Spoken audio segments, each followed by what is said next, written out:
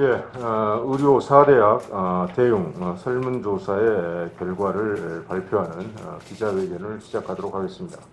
오늘 기자회견은 먼저 김대하 홍보이사 겸 대변인이 설문조사의 배경과 방법, 결과에 대하여 설명을 드린 후에 제가 대한의사협회의 입장을 말씀드리는 순서로 진행하도록 하겠습니다.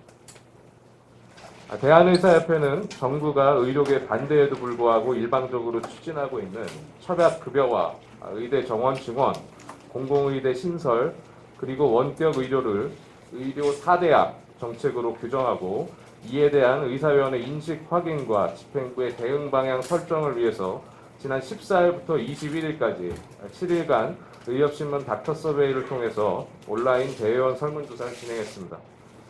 결과적으로 총 26,809명의 회원께서 설문조사에 참여해 주셨습니다. 이는 지난 2014년 3월 원격 의료 저지를 위한 총파업 투쟁 계획에 대한 설문조사 응답자가 11,000여 명, 같은 해 8월 원격 의료 시범사업 관련 설문조사 응답자 6,300여 명, 그리고 지난해 2019년입니다. 대정부 투쟁 의사를 묻는 대회원 설문조사 응답자가 22,000명을 기록한 것과 비교해 볼 때 매우 높은 참여라고 파악하고 있습니다. 본 사안의 중대성을 보여주는 높은 참여도를 보여주신 것이라고 할 수 있겠습니다. 설문조사 결과를 보고해 드리도록 하겠습니다. 문항 1번 안전성과 유효성, 경제성이 검증되지 않은 한방 첩약에 대한 급여와 시범사업이 의료계에 미칠 영향을 묻는 문항에 대해서 전체 응답자의 99.1%가 부정적이라고 답했습니다. 이 중 매우 부정적이라는 답변이 84.9%를 차지했습니다. 부정적으로 생각하지 않는다는 응답은 0.8%에 불과했습니다. 한방 첩약의 급여화에 대한 대한의사협회 반대의 이유는 명확합니다. 첫 번째로 첩약 자체의 과학적 검증을 통한 안전성과 유효성에 대한 확보가 이루어지지 않았고, 두 번째 건강보험 요양급여 대상이 되기 위한 의학적 타당성 및 의료적 중대성, 치료 효과성, 비용 효과성에 대한 근거가 부족하며, 세 번째로 대상 질환의 선정의 부적절, 그리고 한약재 관리 시스템의 미비, 수가 산정 기준 등에 있어서 시범 사업안 자체의 문제 때문입니다. 의협뿐만이 아니라 의학계와 약업계 그리고 약학계에서도 한 목소리로 반대하고 있는 첩약 급여화에 대해서 대다수의 응답 회원께서는 매우 부정적 또는 부정적이라는 의견을 주셨습니다. 문항 2번 의과대학 입학 정원을 2022년도부터 400명 증원하여 10년간 의사 4,000명을 추가 양성하겠다는 정부의 계획에 대해 의료계에 미칠 영향에 대해서 묻는 문항에 대해서 전체 응답자의 98.5%가 부정적으로 대답하였으며, 부정적으로 생각하지 않는다는 응답은 1.5%였습니다. 최근 언론의 보도를 통하여 정부가 10년간 4,000명의 의사를 추가 양성하여 3,000명은 지역의사로 각 500명씩을 특수한 전문 분야와 연구 분야에 종사토록 하는 계획을 추진 중이라는 사실이 알려졌습니다. 그러나 취약지와 기피 과목 그리고 기초의학 분야의 인력이 부족한 이유는 의사의 절대적인 숫자가 부족해서가 아니라 우수한 의사들이 해당 분야에 지원하고 스스로의 역량을 키워나갈 수 있는 제도가 제대로 마련되어 있지 않기 때문이라는 것이 저희의 입장이며, 의대 정원을 늘리고 강제로 특정 지역에 근무하게 하거나 업무를 강제한다고 해서 해결할 수 있는 문제가 아니라는 것이 의료계의 입장입니다.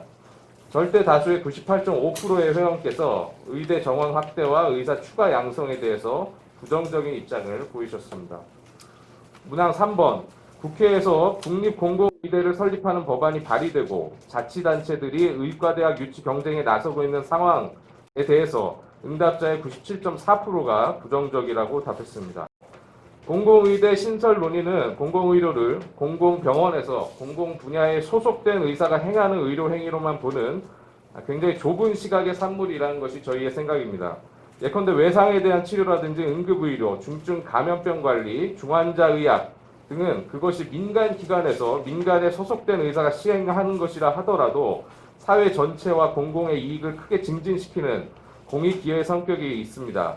즉 모든 의료에는 크고 작은 공공성을 가지고 있으며, 특히 생명과 직결되는 필수 의료 분야의 의료 행위는 그 주체나 소속 기관과 무관하게 공공의료의 성격을 갖는 것입니다.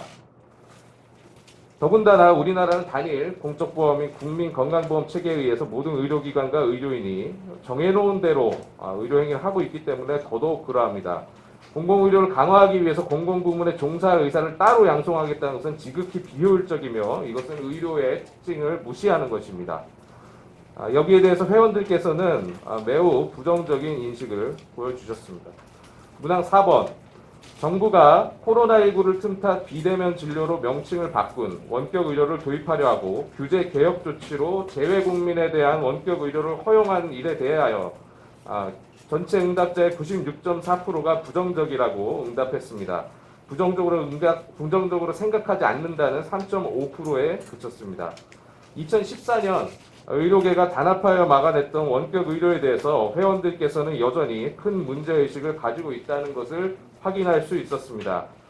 의료의 본질인 환자와 의사의 만남, 그리고 직접적인 대면 진료를 통한 진찰의 가치는 그 무엇으로도 대신할 수 없으며 특히 이른바 뉴딜이라고 하는 경기 부양과 고용 창출의 목적이 우선이 된 원격 의료 육성책은 주객이 전도된 것으로 국민의 건강에 큰 위협이 될 것이라는 것이 저희 협회의 입장입니다.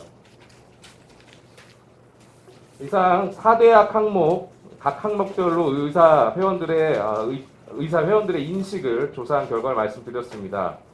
앞으로의 대응 방향에 대한 설문 결과도 함께 말씀드리겠습니다. 문항 5번. 의료 4대학 정책에 대한 중단 촉구에도 불구하고 정부의 태도 변화가 없다면 어떻게 대응해야 한다고 보는지에 대한 의견에서 전면적인 투쟁 선언과 전국적 집단 행동 돌입의 의견이 42.6%로 나타났으며 수위를 높이는 방식의 단계별 투쟁이 필요하다는 의견이 29.4%였습니다. 응답자의 72%가 투쟁에 필요하다는 것에 의견을 같이 했습니다. 또 의협의 결정을 따르겠다는 의견 역시 23%를 기록하였습니다. 반면 투쟁이 없이 정부와 대화하자는 의견은 5%에 그쳤습니다.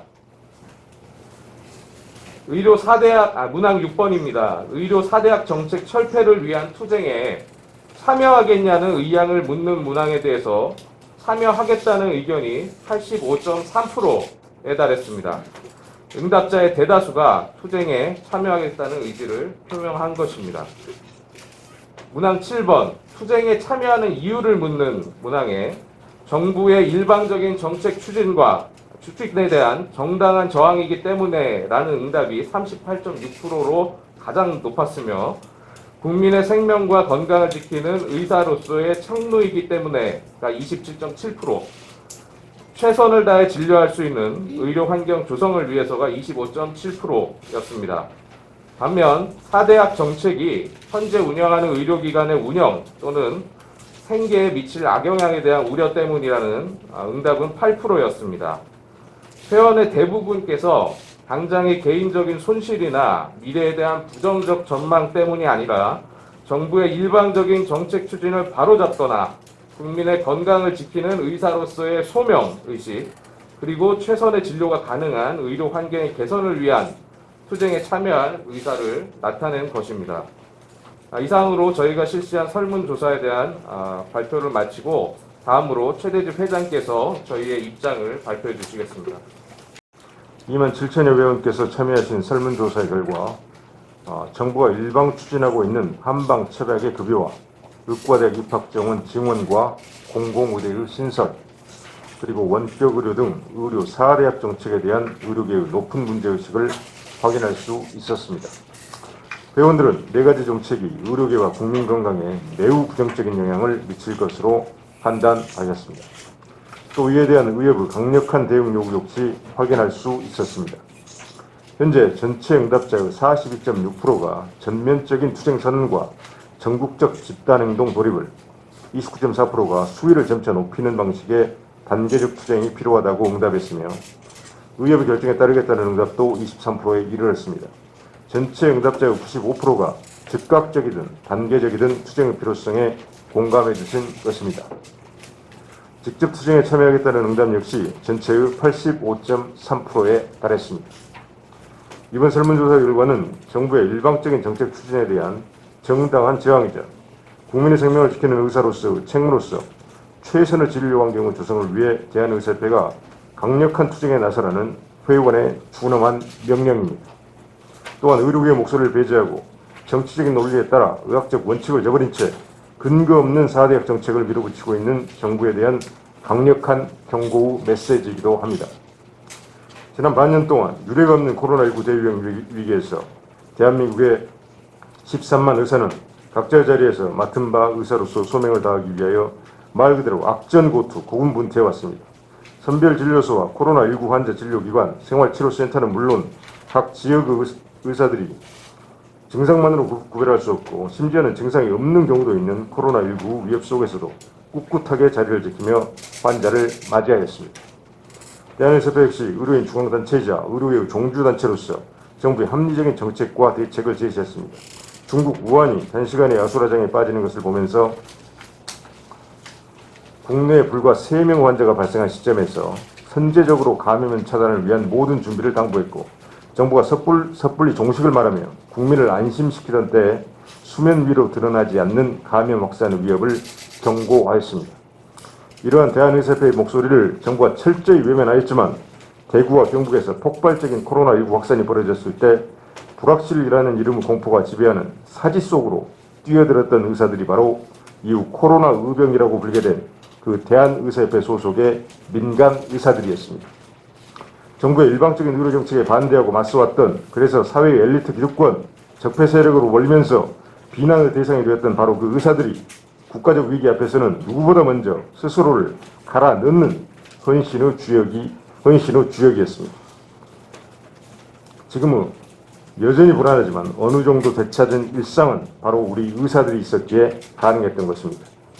그뿐만이 아닙니다. 마스크 대란 속에서 정부가 국민을 안심시키기 위한 소극적인 마스크 사용 지침을 내놓았을 때 대한의사협회는 선제적으로 건강한 일반인의 마스크 착용을 권고하였으며 당시 논란에도 불구하고 이러한 보수적인 권고가 현재는 전 세계적으로 통용되는 방역의 상식이 되었습니다. 또 대한의사협회는 3월 첫째 주 첫 일주일간의 사회적 거리두기, 이른바 3.11 캠페인을 선제적으로 제안하여 가장 효과적인 방역 수단인 사회적 거리두기를 알리고 국민의 동참을 요구한 데에도 선도적인 역할을 수행하였습니다. 그런데 정부 스스로도 덕분에라고 칭송하는 그 의사들에게 지금 돌아온 것은 무엇입니까? 코로나19 위기가 현재 진행형인데도 감염병 대응과 공공의료 강화라는 명목을 내세워 원격의료, 의대정원 증원과 공공의대 신설 등 의료계가 반대해온 정책 추진에 마치 정부가 사활을 걸듯이 나서고 있습니다. 코로나19와 맞서고 있는 그 어느 나라가 지금 원격 의료를 허용하고 의대를 새로 만들어 감염병에 맞서고 있다는 말입니다. 의료에 대한 이해가 없는 오직 경제 논리를 앞세운 산업계가 주도하는 뉴딜 정책이 어떻게 코로나19 해법이 될 수가 있습니까? 현장에서 어떻게 쓰일지, 어떤 효과가 있을지 검증조차 되지 않는 새로운 기술을 이미 개발되어 있으니 어떻게든 활용하라며 강요하는 것이 어떻게 4차 산업혁명이고 디지털 헬스케어란 말입니까? 또 사명감으로 코로나19에 맞서온 의료진마저 지쳐 현장을 떠나고 있는 이 상황에서 근본적인 필수 의료에 대한 지원과 투자 없이 국가에 소속된 의사가 공공의료기관 안에서 행하는 것만이 공공의료라는 지극히 관료적인 인식으로 어떻게 새로운 감염병 위기에 대응할 수 있겠습니까? 여기 한술 넣다 최근 정부는 의료계, 병원계는 물론이고 약업계와 의학계, 약학계의 석학들까지 과학적 검증의 부재와 건강보험급여 원칙의 훼손을 지적하며 반대하고 있는 철약급여화까지 강행하려 하고 있습니다.